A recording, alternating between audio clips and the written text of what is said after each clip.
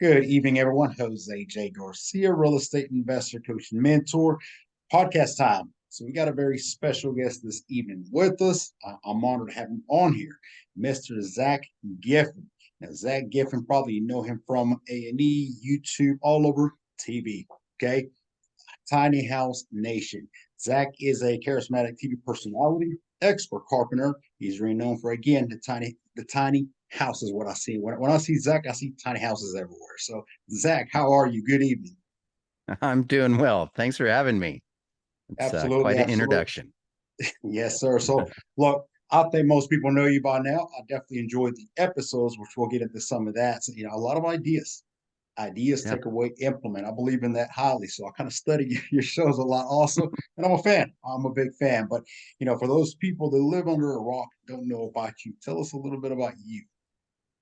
All right. I'm just a normal guy. I'm a carpenter, and I was built and lived in my own tiny house. And I got a call from a friend one day who kind of turned me on to the fact that there was a production company looking for a host for a television show. I kind of read the description and I said, "Hey, sounds like they're looking for me." So I kind of reached out to them, and I think I was probably about their like 15th choice, but everybody else fell through, and so they gave me a call, and that was in 2014, and got hired on as the co-host of what became known as Tiny House Nation, and we did 5 seasons, 84 episodes, and just kind of traveled around the country with my good buddy John Weisbarth, and Mhm. help people build their tiny dream homes. Yeah, So no, it's phenomenal. Like I said, I watched the show now. So when they came to you, I mean, it was basically they were looking for what you were already doing. It kind of yeah, well just hit. they yeah, like the description of the host position was like, you needed to be between the ages of 25 and 45. You had to have built and lived in your own tiny house. You needed to speak the language of construction. And I'd been a carpenter really since out of high school. And then you also needed to be comfortable with cameras and not afraid of production. So, I had been actually pursuing a career as a professional skier.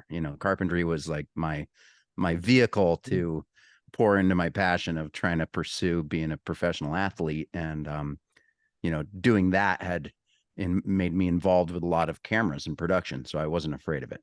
So yeah, it was all Now, everything kind of carpenter clicked. wise, I mean, from that standpoint, I mean, you just by trade, maybe father was in it. You just that's something you just like. Well, I grew up in a kind of small town in Colorado, and that was just really what the job that was available was, right? Mm, A lot of the men in the town that I grew up in, they, became home builders because that was a well-paying job. You could make a living, you could potentially raise a family, and it was a thing that also worked for my life because I was such a fanatical skier that I needed a job that would let me have some time off in the wintertime. So hobbies, yeah. gotta have them. Absolutely. Colorado, that's definitely an area that I've been wanting to visit. So maybe in the near future, and I wanted to win as the coldest because I do want to go try. I can see me now, but busting my rear trying to ski, but we're gonna try. You got to live. So Do it. on the show though, I mean, you got so many episodes, so many seasons. I mean, Yeah. clearly that was a hit. I mean, 5 seasons, that's a success. But what is one of those most memorable moments that you had in those seasons and one of those episodes of many? Oh, I'm gonna be honest. It was every episode was such a heavy workload. I mean, it was TV, and there's a lot of kind of almost smoke and mirrors involved in most television. But at least my experience out there on the road, it was just heavy duty work days, day after day after day. Big chunks of effort, and it kind of means that like all the memories are a little bit blended together in my mind. Yeah. But the the things that stand out for me are the times when I kind of ended up impressing myself a bit, right? Because it's television, so you're kind of forced to try to do something that wows, and that's the fun of it, but that's also the challenge.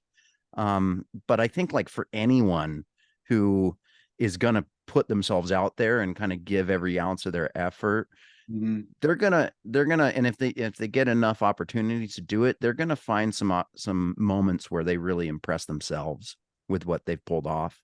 And so, Yeah. it was when I had a project that just really kind of seemed to click.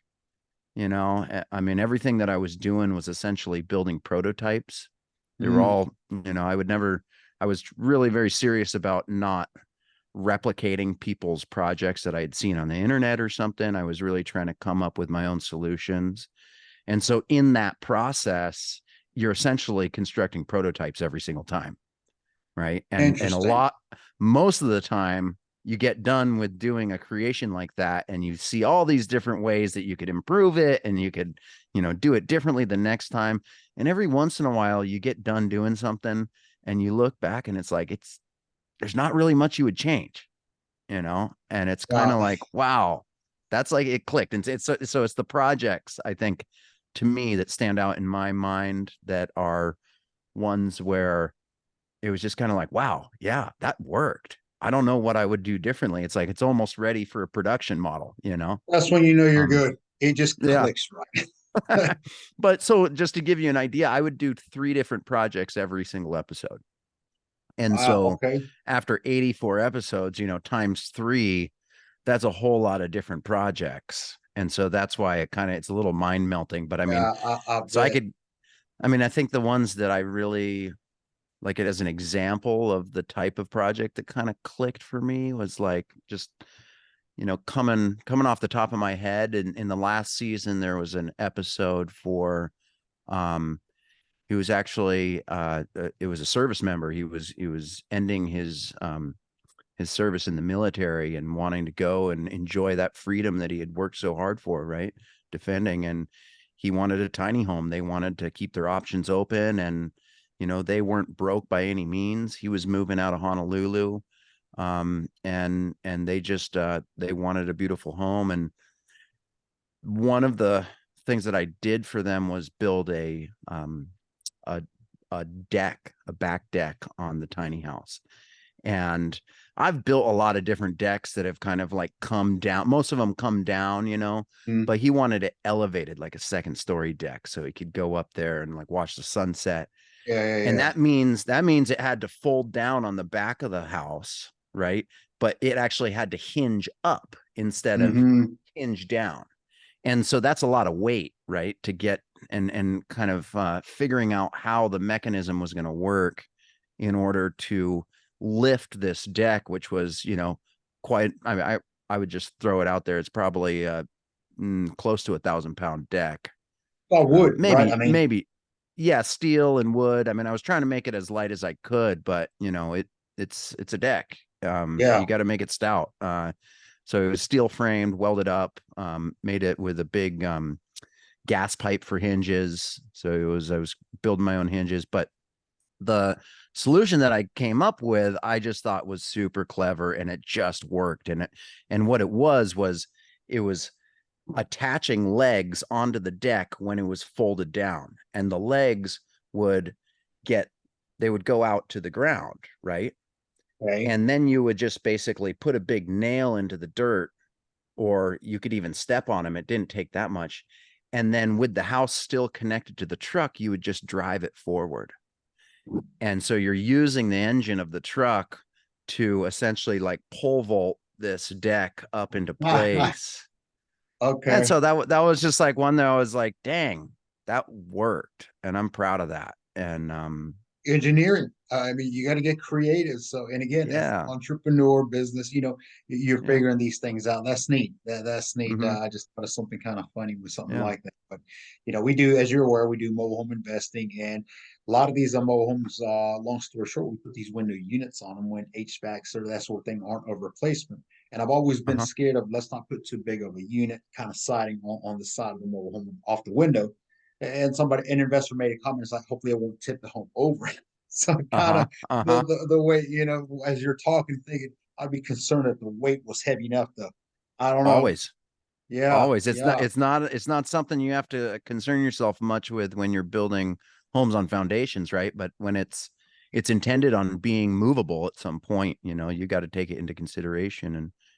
And, I think that one of the only, differences in my mind with tiny homes and mobile homes are maybe just the frequency in which they're intending on being moved, where tiny Hmm. homes are maybe the owners are looking at moving it, a couple times a year, or Okay, whereas a so mobile home is going to be like more set in place for sure. multiple years at a time, If ever and gets moved that's, again. yeah.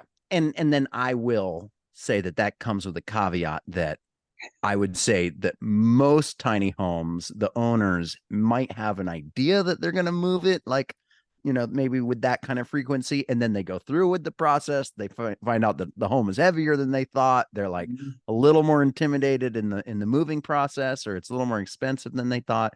And the homes end up being used, um, or moved less frequently than was originally intended. I would say that that's probably a common experience. Yeah, yeah, absolutely.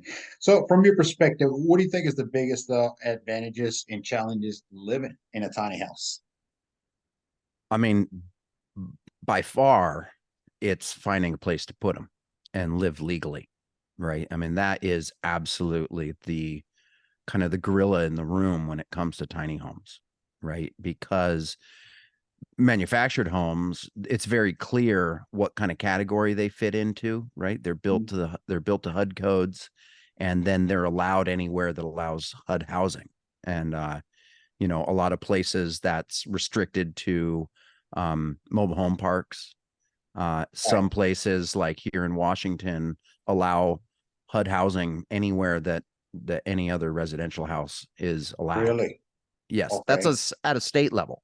And then the different cities have their own zoning requirements that vary from place to place. But definitely in my county, I could buy um, a piece of land and I could put a manufactured home on it, just the same as I would put any other home. And it's essentially treated like modular construction. Yeah, yeah, yeah. Whereas, yeah, and a tiny home, just so you know, it's like it kind of falls in between these gray areas where it's not built to HUD code. Uh, it's under 400 square feet. It's very difficult to build to HUD code and make it under 400 square feet. Um, and it's not necessarily built to like the IRC residential codes. And so most tiny homes are being built, if it's built to a code at all, it's usually built to the park model code. It's built to an RV code. And so RVs are legally restricted in terms of where you can put them, and then also how many days a year you can stay in one. There's starting to be so many of little things like that, and it's like evolution for sure. But caught my attention just there is one thing we're getting more into is land with these mobile homes, and you're saying Mhm. that a mobile home is welcome anywhere in your. We may be coming to your town, so bringing some mobile homes over there. We got a free open field for that. So since you've been involved in this tiny house, and I mean you grew it, you blew it up, no doubt. How has it changed? How has it evolved? Have you seen a Mm, spurt of growth since? that's a good question. Yes, it has changed, I would Mhm. say for sure. I think in the beginning, the whole movement, I think, was mostly dominated by individuals that were consciously choosing to live in a minimal lifestyle, right? Mhm. And so it was very much coming from a perspective that was connected with environmentalism. It was kind of intentional living and connected to minimalism, through and through. And I think as it's evolved, it's more and more of kind of the interest in tiny homes, and the industry and the movement has been focused more on the affordability aspect. It's really Really? been kind of driven by um the housing crisis and just the lack of affordable housing options. And people, they're just essentially they're desperate for some new solutions. They're feeling very trapped financially. They're feeling very hopeless of ever being able to save up for a down payment and then be able to make the mortgage payments of a full size home. Especially out here on the West Coast, it's really Right. traumatizing for a lot of people. And so, from financial motivations, I see is where the majority of the interest in tiny homes are coming from, as opposed to kind of this conscious decision to live in a minimal capacity. No, for sure. Absolutely. And that takes me to my next question is sustainability. How do tiny houses contribute to the eco-friendly? I mean, it's a shift, and we'll get into mobile homes a little bit, how I see things. Mhm. Now, I love tiny houses. I mean, I think they're creative. You know, I've lived in a camper for a little bit. I felt Mhm. very big inside kind of thing. There's something about tiny houses, especially the way you make them. It's just they're unique. There's Mhm. space. There's room for everything somehow. But it's like, it's still a small space, which we'll talk more into. But from the sustainability, I mean, where do you see the tiny houses in an eco-friendly lifestyle? I mean, I mean, yeah, I think that um, I absolutely see tiny homes as connected to our pursuit of living in a more sustainable capacity, just as a society. And the reason that I say that is because our housing and the homes that we live in represent almost equal to the carbon footprint of our vehicles. And in a lot of bigger cities, the buildings and our homes represent much more of a carbon footprint than our vehicles and transportation. And so it really does matter. The size of your home makes the biggest difference of anything when it comes to the amount of energy required to heat and cool your home. But at the same time, there's also the um, the fact that the homes have a lot of materials to construct them, and all of those materials have a fixed carbon footprint to begin with. And so, the bigger your home, the more materials you're going to be using, the more trucks it took to cut down the trees, the more trees it took to grow the wood, and so it compounds in terms of um, the energy required not just to heat and cool your homes, but also to construct them in the beginning. all the things people don't think about, basically, they go Yeah, into, yeah, and absolutely. When and people then think, go ahead, go ahead. no, I know I hate when I keep ranting No, bring it. over We're and here to over and listen. over. All right, well, and then here's the thing: when you're talking about society as a whole, right? We need to, if you're looking at transportation and you want to reduce transportation, well, we need to find a way to construct our homes and our neighborhoods in a way that doesn't just endlessly extend the suburban sprawl, right? Because that really, when people live further and further from their jobs, it means that all of that commuting is what is going to represent like the biggest piece of their own carbon contribution. And so, finding a way to create more dense neighborhoods and create more housing closer to the city centers um, that produce the jobs is something that is imperative if what we're trying to do is actually get real about tackling climate change. And so the way that we build our homes, but also the way that we lay out our cities has huge impact and huge ramifications when it comes to sustainability. Yeah, yeah, interesting. Yeah, no, and again, the things we don't think about, so many things go into place into that. So, Yeah. you know, when people think about mobile homes, Uh-huh. unless they know mobile homes, unless they've been involved, there's that stigma. Oh, Yeah. mobile homes. That's just the Uh-huh. way that it is. Is there a misconception when it comes to tiny houses? Well, I'm not quite sure what you refer to when you say misconception, but referring to the stigma, I've Sure. thought a lot about the stigma because, yes, tiny homes have this kind of, I don't know, it's a bit of a fad to it, right? So it's kind of like it's kind of hip in a way that kind of allows people to kind of sidestep that stigma. But when you really look at the structures, there's not a whole lot of difference. I do really try to steer builders towards considering the aesthetics of the home and trying to keep the homes as um, varied as possible. I think the things that have contributed the most to the stigma of the mobile home industry or the manufactured housing industry are the codes in which they're built to. They really lend themselves and it kind of incentivizes the manufacturers to build the same model over and over and over again. Mhm. Right. And so right there you have kind of that cookie cutter aspect. And that itself will drive the cost of the structure down a little bit. But what it does is it also increases the ability for people to kind of label them as something and kind of group them together because they all kind of look similar. But the by far the biggest thing that has contributed to the stigma of the manufactured homes and mobile homes is the zoning, right? It's the Oh, fact that cities have carved out these little places mhm. of property and said, yes, sure, if you want to live in this, you know, this type of structure that we look down on, you can do it, but you have to do it over there. Yeah. Right. So it's that, I don't want to use the word segregation, but it is. It's a form of segregation because you're saying, by and large, people living in manufactured homes are going to be less affluent. Right. Mhm. And so as soon as you're saying, okay, yeah, we'll allow poor people in our community, but you all have to live together and you all have to live over there. And we're not necessarily going to give you the best property that's closer to the jobs. Right. And so that's bullshit.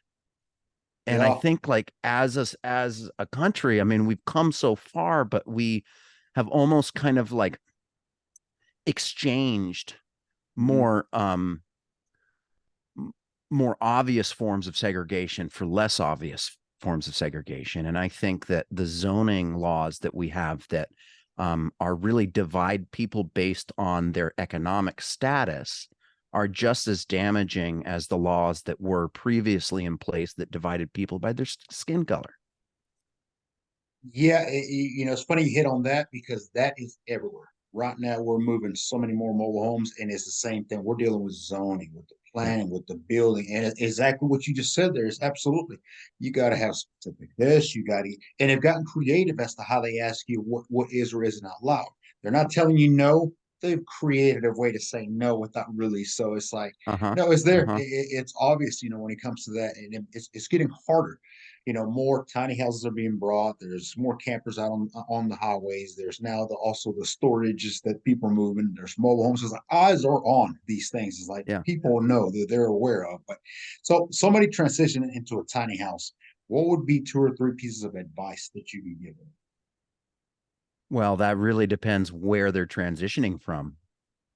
That's the thing is like for a guy like me, I was not living in a big house. I was what you call a ski bum. And so I was kind of, I had lived in all sorts of manners of different housing options and typically was renting a room with, anywhere from, 3 to 5 other guys in a house or, sharing a bedroom with my little brother. I had lived in a van, and so for me when I moved into the tiny house, it was almost an upgrade. It was my Yeah, own space. It was beautiful. I had built it myself. I had all this pride in it. um and so I would say that for the vast majority of people that's not their experience, but the reality is that like I think for many people in kind of mainstream America, they just can't imagine, they can't wrap their head around the idea that for some people, moving into a tiny home is actually an upgrade in their lifestyle, and so for me, that's what it was. But um, for most people that are moving into a tiny house, the one thing that I will say is that the advantage of a tiny house is very much similar to the difference between a mobile home and a small apartment, right? Is you have a yard.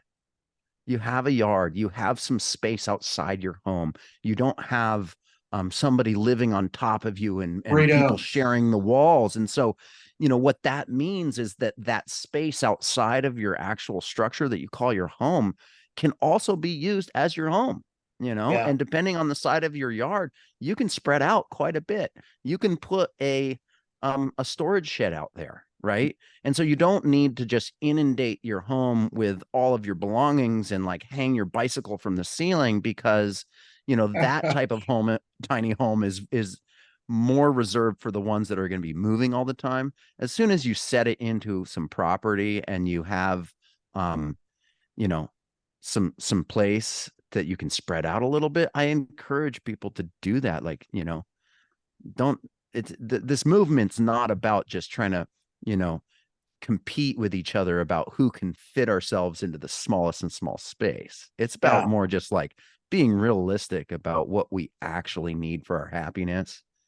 And I sure. think that when, you know, it all comes down to it, human beings are very, we have more commonalities than we have differences, you know? Absolutely. No, no, well said. I Yeah. keep thinking difference of, and I do compare for different reasons, investing, and obviously just I like to learn on these things. But I'm curious, what is a tiny house? And I'm sure they differ. What does one typically weigh? Ooh, well, that really kind of depends. I would say the one that I built first, which I consider my tiny house, is about 7,700 pounds. So Okay, 7,700 pounds. And that's with okay. the trailer included. It's That's not everything. extreme by any means. That is one of the smaller tiny Okay. homes that you will find. And I built it differently than a lot of builders construct. I actually used what are called laminated veneer lumber, so LVLs, and I Mhm. ripped them down to 2 inches and I used them for my wall studs. And I put them 24 inches apart instead of 16. You Mhm. know, I put, you know, closed cell insulation in between them. So, you know, in the insulation is actually pretty decent, but the wall's not actually that thick. It's Yeah. 2 inches of insulation. And that was all done so I could keep my weight down because I didn't have any, you know, I didn't have any mentors in this. I was just kind of winging it, and I figured I needed to make it as light as I could, but keep it strong. Um, But weight is a I priority. would It's say definitely the average tiny home, it runs, and also my tiny home doesn't have a bathroom. I should just throw that out there. You know, it's what I call a satellite bedroom more than necessarily a tiny home, because in my mind, the definition of a tiny home is a fully functioning house that has all the amenities that you would expect from a normal house. And that definitely includes a bathroom and a shower, which sure. mine does not have. So mine is like it's dependent on where you park it and making sure that there's some, you know, facilities or utilities that you can plug into. Um, and so it's on a 16-foot trailer, an 8 by 16 foot. I would say the average tiny home probably runs on like a 20-foot trailer at the smaller end up Okay. to like a 35, you know, not usually 40-foot trailer, because then you're getting into the 400 square foot range. Right. And but so, you know, your weight increases dramatically when you do that. So I would say the average tiny home is probably about 12,000 pounds to about 20,000 pounds on the higher end. Okay. They vary, very sure. Yeah, And I figured different models, different, everything that of goes in. course. Yeah. You don't have one flat weight by any means, so it's not about that. But when you're building them, it's definitely a priority, something you keep in mind. So interesting. You think, and I'm going to ask, I think I know the answer to this is, do you believe the tiny house movement is just a trend, or they're here forever and ever to be with us?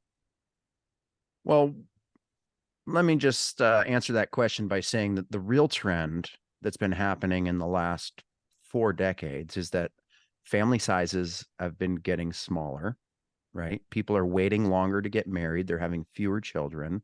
Also, people are living longer. In kind of baby boomer populations, divorce rates are higher than they were in other generations. And all that means is that the demographics of our country have shifted quite a bit. And there's just a huge amount more single people out there in the United States than there were Hmm. before. As a percentage of our population, it's very dramatic. And those have been long-standing trends that are still continuing. And so, whereas, you know, the amount of nuclear families in the United States used to represent, you know, over 40%, nearly, you know, 50% at certain points, um, it's down to 20% of our population are living in nuclear families. And it's only 27% of our population are living in families with children at all. And so, what that means is that our homes are being occupied more and more by single adults who are living all on their own. And at the exact same time that this trend has been happening, the opposite has been happening in terms of the way that we've been constructing homes. we've stopped constructing the smaller, what used to be called starter homes. And like, in the 2000s, me and my buddies would take all those homes, we'd knock them down, we'd double the size of them, put granite, in there. And so what it means is that our housing stock, really what the existing homes that are out there in the country, are by and large designed for the needs of the nuclear family. And so tiny homes are definitely not a trend, because what we really need is we need more homes in our housing stock that are designed for the needs of this growing population of single adults or married couples without children. And if tiny homes is anything, it's really a well appropriated space for the needs of somebody who's living by themselves, you know? Makes sense. Um, Makes sense. Yeah. yeah. You, And you so got I think everything you that need. yeah, the short answer is I think that there are certain elements of the tiny home movement and tiny homes that are a little bit of a fad, but the reality is that the all of the major kind of factors that were originally driving the popularity of tiny homes originally are actually even more extreme today than they used to be. And I'm talking about the affordability crisis in our housing. I'm talking about homelessness. I'm talking about Yeah. people's bottom line and inflation. I'm also Mhm. talking about the environmental concerns that are causing people to choose on a moral capacity to live in more minimal way. And also just forcing us as a society to kind of re-examine our zoning laws and our building codes and how those are contributing to our sprawl and to our energy demand. And so, those are the factors that the original tiny home movement grew from, and they're not gone anywhere. They're actually worse now than they used to be. Yeah, yeah, no, a lot to be taken in on that. Interesting. A couple more questions for you, Zach. This is great, by the way. For those of you that tune in here on our YouTube, definitely hit the like, subscribe, follow Zach. I'm going to attach the link to his social media. Also, follow him. Great guy, as you can hear. But anybody getting into this, are there resources out there people can use that you would recommend for the tiny house? Well, the most of the questions that people have can be answered by their local tiny home builder, right? Mm, Because a lot of the challenges when it comes to tiny homes, one of the big questions is, okay, well, where can I put it? Right? What are the laws in my local jurisdiction when it pertains to tiny homes? And even me, as somebody who tries really hard to kind of keep track of all of this, I mean, there's 90,000 jurisdictions in our country. And so it is not possible for any human being's brain to be able to wrap themselves around what all of the different places are doing in terms of their zoning policies. Um, but the local builders in your area, they probably will have a good idea. And they'll probably have ideas if there's communities. A lot of people want to move into tiny home communities. And that's essentially, I mean, I'm going to call it glamorized trailer parks. yeah. It's essentially using areas that are zoned for RV parks, or mobile home parks, and kind of throwing tiny homes in there and maybe giving a little bit more space between them. But it's essentially the same concept, and it's falling in on properties that are already zoned for it. But Absolutely. yeah, reach out, Google tiny homes in whatever city you live in, have it come up, give them a call and say, hey, what do I need to know? Where can I begin? And they'll probably be the very best resource for you.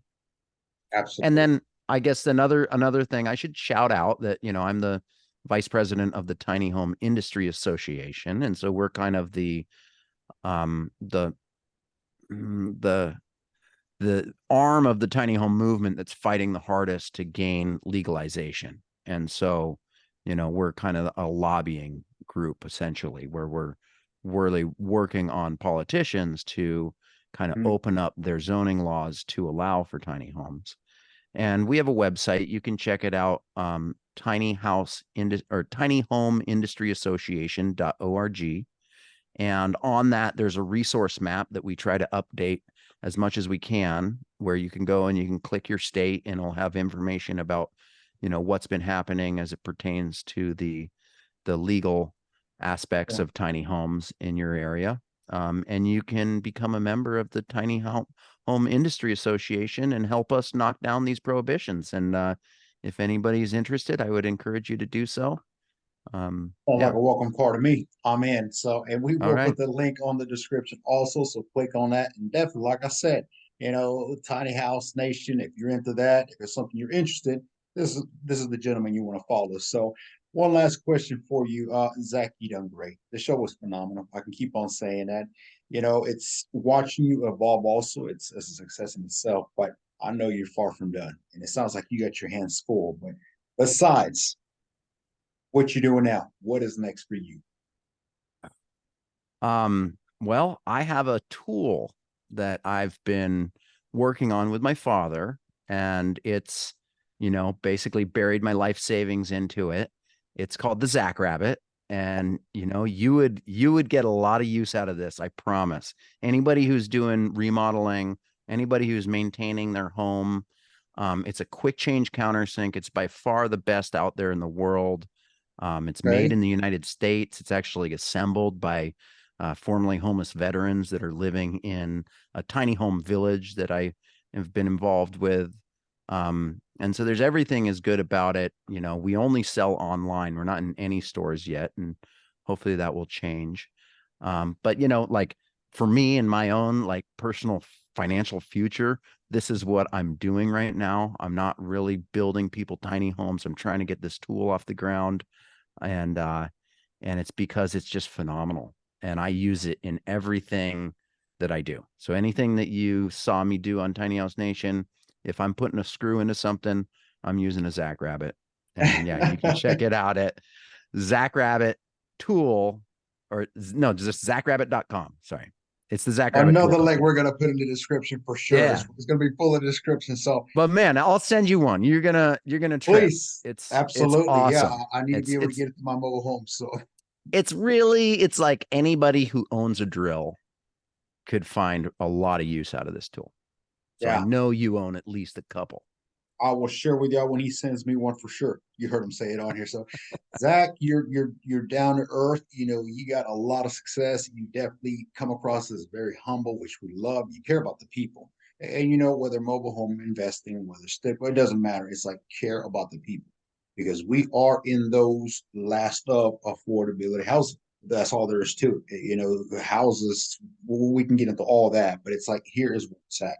How do you Yeah. give back? I mean, you're hearing it here now. Mobile homes, Well, tiny houses, get into it, be part of it and help, be for that people. So we can't thank you enough for being on here. We're going to share this with everybody. We're going to blast it out there. I'm sure people are going to enjoy this podcast. But any last encouraging words before you go? just keep on doing what you're doing, man. I think it's great. I think there's a lot of talk out there in the world and about the need for the missing middle, right?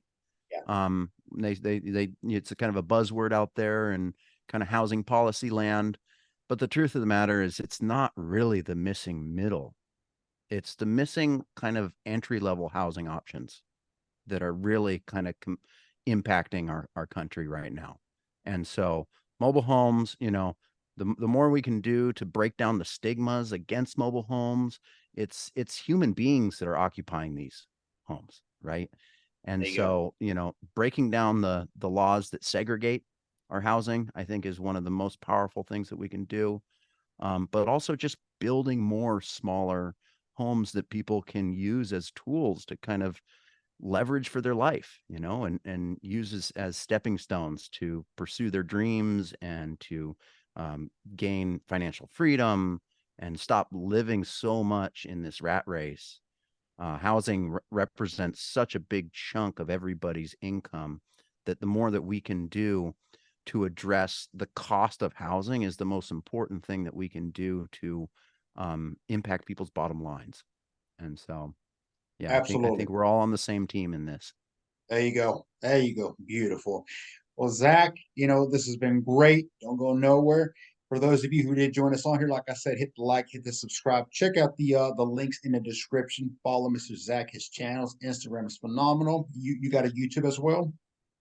I don't really do YouTube. I'm barely hanging on there with Instagram, but I try. And I do actually, my buddy John and I, we did recently start our own podcast. So that's Tiny House Tales. So if you want to hear more Okay. stories of people's Always. inspirational stories of kind of living in tiny homes and how they pulled it off, and the battles that are out there that are being fought, tune in. But yeah, I just thanks for having me, and keep charging. Absolutely. Don't go nowhere. Thank you all for watching.